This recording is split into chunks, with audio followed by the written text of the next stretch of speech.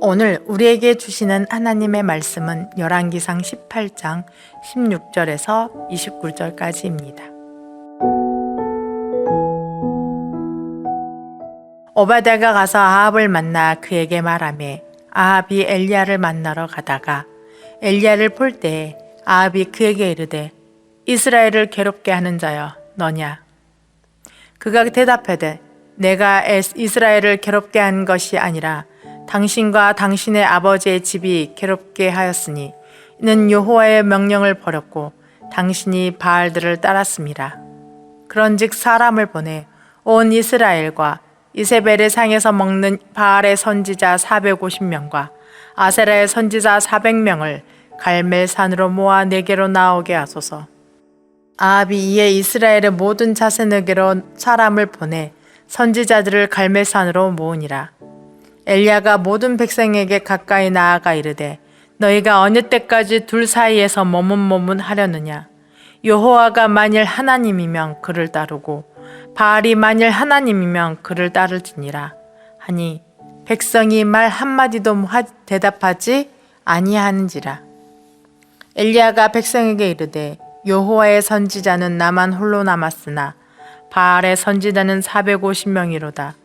그런즉 송아지 둘을 우리에게 가져오게 하고 그들은 송아지 한 마리를 택하여 각을 떠서 나무 위에 놓고 불은 붙이지 말며 나도 송아지 한 마리를 잡아 나무 위에 놓고 불은 붙이지 않고 너희는 너희 신의 이름을 부르라. 나는 여호와의 이름을 부르리니 이에 불로 응답하신 그가 하나님이니라. 백성이 다 대답하되 그 말이 옳도다 하니라. 엘리야가 바알의 선지자들에게 이르되 너희는 많으니 먼저 송아지 한 마리를 택하여 잡고 너희의 신의 이름을 부르라. 그러나 불을 붙이지 말라. 그들이 받은 송아지를 가져다가 잡고 아침부터 낮까지 바알의 이름을 불러 이르되 바알이여 우리에게 응답하소서 하나 아무 소리도 없고 아무 응답하는 자도 없으므로 그들이 그 쌓은 제단 주위에서 뛰놀더라. 종호에 이르러는 엘리야가 그들을 조롱하여 이르되 큰 소리로 부르라. 그는 쉬는즉 묵상하고 있는지 혹은 그가 잠깐 나갔는지 혹은 그가 길을 행하는지 혹은 그가 잠이 들어서 깨워야 할 것인지 하매 이에 그들이 큰 소리로 부르고 그들의 규례를 따라 피가 흐르기까지 칼과 창으로 그들의 몸을 상하게 하더라. 이같이 하여 종호가 지났고 그들이 미친 듯이 떠들어 저녁 소재 드릴 때까지 이르렀으나 아무 소리도 없고 응답하는 자나 돌아보는 자가 아무도 없더라.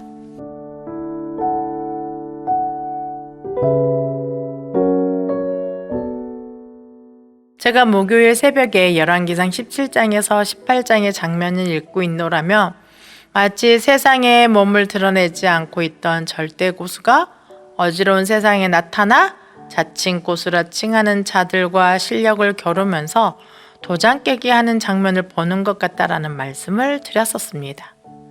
그 첫 번째 대상은 17장에서 보았듯이 아세라였습니다.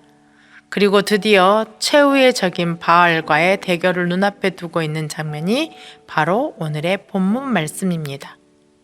저는 열왕기상 17장과 18장을 읽으면서 떠오르는 그림이 있습니다. 마치 쓰나미가 저 멀리서 볼 때에는 잔잔한 파도 같았는데 육지에 다다랐을 때 알고 보니 거대한 거인이 가만히 웅크리고 있다가 바로 앞에 와서 벌떡 일어서서 이것이 나다 라고 외치더니 온 땅을 덮쳐서 삼켜버리는 모습이 떠오릅니다. 오늘의 본문은 그동안 웅크리고 있던 거대한 파도가 벌떡 일어서서 저 아래에 있는 수많은 사람들을 내려다보면서 내가 어떤 이유로 이곳에 너희들을 내려다보고 있는지 앞으로 내가 무엇을 행할 것인지 세상이 진동하도록 울릴 만큼의 목소리로 말하는 장면같이 보여집니다. 유일하시며 진정한 하나님이신 여호와 하나님을 섬기며 그분의 말씀을 따라 살아가는 엘리야에게 존재하지도 않는 그저 인간의 손에 의해 만들어진 조각상에 지나지 않는 바알을 믿고 따르는 자들은 아무리 숫자가 많다 한들 그저 물에 쉽게 쓸려가 버릴 미약한 존재로 보였습니다. 그러니 그의 모든 행동에는 자신감과 힘이 가득한 것이 당연했습니다. 자신 앞에 당당히 서 있는 엘리야를 본 아합은 이스라엘을 괴롭히는 자가 너냐? 라고 말하면서 엘리야로 인해 이스라엘이 괴롭힘을 당하고 있다고 책임을 전가하고 있습니다. 이는 아합은 엘리야가 믿는 여호와 하나님을 향하여 엘리야에게 복이 아닌 재앙을 주는 존재로 인식하고 있다는 것을 알 수 있습니다. 엘리야와 엘리야가 섬기는 여호와로 인해 바알 신이 노하여 비를 내리지 않는다고 믿었던 것입니다. 아합이 이런 생각을 갖게 된 것은 비를 내려 땅을 윤택하게 하는 겨울비와 폭풍의 신이며 번개를 다스리는 바알을 진정한 하나님이라고 믿었기 때문입니다. 자신에게 억울한 누명을 씌우는 아합 앞에서 엘리야는 한 점의 흔들림이 없이 도리어 아합을 향하여 정확한 사실과 함께 이스라엘이 왜 이렇게 괴롭게 되었는지 그 원인에 대하여 돌직구를 던집니다. 18절 말씀입니다. 그가 대답하되 내가 이스라엘을 괴롭게 한 것이 아니라 당신과 당신의 아버지의 집이 괴롭게 하였으니 이는 여호와의 명령을 버렸고 당신이 바알들을 따랐습니다. 다시 말하자면 당신과 당신의 아버지가 비와 폭풍과 번개를 다스린다고 믿는 그 바알이 지난 3년 동안 비를 내리지 않고 무엇을 했는가? 지금의 이스라엘이 이렇게 괴롭힘을 당하는 것은 여호와의 명령을 버리고 비 한 방울도 어찌하지 못하는 조각상에 불과한 우상을 믿고 섬겼기 때문이라고 말하고 있는 것입니다. 그리고 엘리야는 여기서 멈추지 않고 그 증거를 밝히 보이기 위해 바알의 선지자 450명과 아세라 선지자 400명을 갈멜산으로 모이도록 합니다. 이렇게 해서 850명의 바알과 아세라의 선지자들, 그들을 상대하는 단 한 명의 엘리야의 대결이 시작되었습니다. 대결이 시작되기 전 엘리야는 상황에 따라서 여호와 바알 사이를 이리저리 왔다 갔다 하는 이스라엘 백성들에게 더 이상 머뭇머뭇하지 말고 둘 중 하나를 택하여 결정하라고 말합니다. 그리고 그 결정을 돕기 위해 이 대결을 진행했습니다. 850대 1. 850이란 숫자는 인간에게 거대해 보일지는 몰라도 스스로 계시는 참 하나님에게는 아무것도 아니었습니다. 원래 가짜들은 진실이 아니기에 힘이 없습니다. 그래서 그들은 숫자라도 많이 채워서 거짓의 힘을 만들려고 하는 것입니다. 그러니 여러분, 숫자에 속지 마시고 하나님의 말씀을 신뢰하십시오. 그에 반해 엘리야는 혼자인 듯 보이나 사실 진정한 하나님이 그와 함께 하시니 850명의 숫자는 오히려 여호와 하나님의 능력을 증폭해주는 들러리에 지나지 않았습니다. 우리가 좀 더 살펴봐야 하는 것은 엘리야가 제시한 대결의 방식입니다. 엘리야는 송아지를 단위열로 놓고 자신들이 믿는 신의 이름을 불렀을 때 그 부름에 응답하여 하늘로부터 불이 내려와 송아지에 불을 붙이는 신이 진짜 하나님임을 증명하도록 하는 방식이었습니다. 왜 하필 엘리야는 그 방식을 선택한 것일까요? 그것은 그들이 믿는 바알이 비와 폭풍의 신이요 번개의 신으로 비를 내려 곡식을 풍요롭게 하는 신이었기 때문입니다.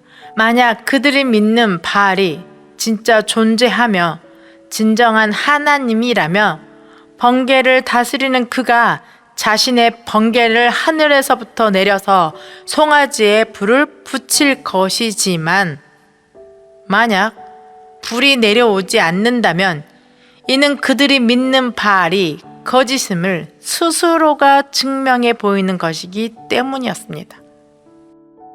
예전 신대원 시절 선지서를 가르쳐준 교수님께서 제게 이런 질문을 하신 적이 있습니다. 자매, 제 딸 아이가 아버지인 저를 떠나 타락의 밑바닥까지 떨어질 만큼 타락했다면 그 딸 아이를 제가 계속 쫓고 쫓아간 나에게 등을 돌리고 쳐다보지도 않는 그 딸 아이에게 제가 무슨 말을 할 것 같은가요? 제가 대답했습니다. 이제 그만 나에게 돌아와라.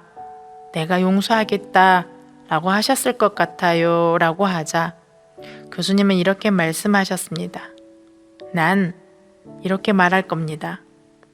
딸아, 난 너를 사랑해. 예전에도 사랑했고 지금도 사랑하고 영원히 사랑해. 라고 말할 겁니다. 그 아이가 깊은 절망에서 아버지인 나를 떠올렸을 때 자신의 어떤 모습을 하든 사랑한다고, 그래서 자신을 받아줄 거라는 믿음을 가지고 저를 찾아올 것이기 때문에 저는 그 아이에게 사랑한다라고 말할 것입니다. 제가 앞에서 이 장면이 마치 쓰나미의 파도가 벌떡 일어서서 이스라엘 백성에게 위험 가득한 목소리로 말하는 것과 같이 보인다고 말씀드렸습니다. 그 하나님, 거대하신 그 하나님이 이스라엘에게 무슨 말씀을 하고 계시는 것일까요? 자신을 떠나 자신의 명령을 버리고 우상에 지나지 않은 아세라와 바알을 섬기는 이스라엘 백성을 향하여 나의 딸 이스라엘아, 너를 진정으로 사랑하는 이는 바알과 아세라가 아니라 바로 나란다.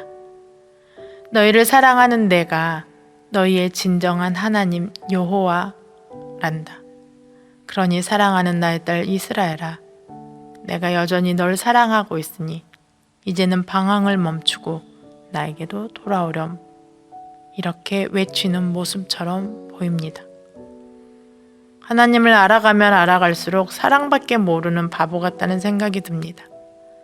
마치 자녀를 위해서는 뭐든지 다 내어주는 그런 부모님처럼 말입니다. 대체 우리가 뭐길래 하나님은 자신을 떠나 비교도 되지 않는 하찮은 우상 따위에게 빠져 헤어나지도 못하는 이 어리석은 우리를 그렇게나 사랑해 주시는지 정말 잘 모르겠습니다. 사랑하는 강주 베들교회 성도 여러분, 그 하나님 한없는 하나님의 사랑 안에서 떠나지 마십시오.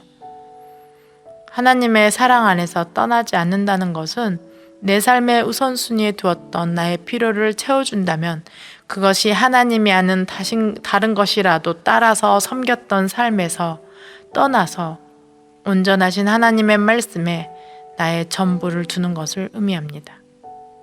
그 하나님의 진리의 말씀을 토대로 살아가는 것을 의미합니다. 그러니 사랑하는 성도 여러분, 진실을 분별하여 듣는 올바른 믿음을 주님의 말씀에서 찾으십시오. 그리고 그 하나님의 말씀에 여러분의 삶을 전부 걸어보십시오. 여러분을 지극히 사랑하시는 그 하나님 아버지가 반드시 가장 선하고 가장 좋은 삶으로 인도하여 주실 것입니다.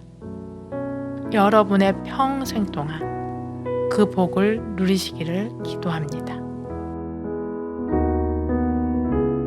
함께 기도하시겠습니다. 우리의 아버지가 되시는 하나님, 이 시간 우리의 생각보다, 우리가 상상하는 것보다 더 지극한 사랑으로 우리를 사랑하시는 하나님 아버지 앞에 나았습니다. 늘 하나님의 말씀을 우리 삶의 우선순위로 두고 살아간다고 고백하지만 정작 삶을 살아가고 난 후 우리의 삶을 되돌아보면 언제 그랬냔 듯이 여전히 우리의 필요를 채우는 데 마음을 두고 하나님의 말씀을 잊고 살아가는 우리 자신을 발견하고는 그 죄책감이 주는 깊은 절망에 빠지기도 합니다. 아니, 어떤 경우는 우리가 잘못된 길을 가는지도 인식하지 못할 만큼 진리에서 벗어나 있는 모습을 발견하기도 합니다. 그럼에도 우리 어떠함과 상관없이 우리를 사랑하시는 아버지, 그저 하나님 아버지가 우리를 얼마나 사랑하시는지 기억하기를 바라시는 그 하나님 아버지께 우리가 할 수 있는 것은 그 크고 높고 깊고 넓은 사랑 안에 뛰어 들어가 안기는 것뿐입니다. 주님, 우리가 주님 품에 뛰어 들어갈 때마다 꼭 안아주시고 우리를 새롭게 하여 주시옵소서. 그리고 그 사랑의 힘으로 다시는 어리석음에 빠지지 않도록 우리를 주의 말씀으로 깨우쳐 주시옵소서. 우리에게 주어진 매일매일의 시간을 그 하나님 아버지의 사랑 안에서 만족하며 누리며 살아가도록 우리를 도와주시옵소서. 우리를 지극히 사랑하셔서 자신의 전부를 내어주신 예수님의 이름으로 기도드립니다. 아멘. 오늘 주신 말씀에 따른 더 깊은 묵상과 기도를 이어가시기 바랍니다.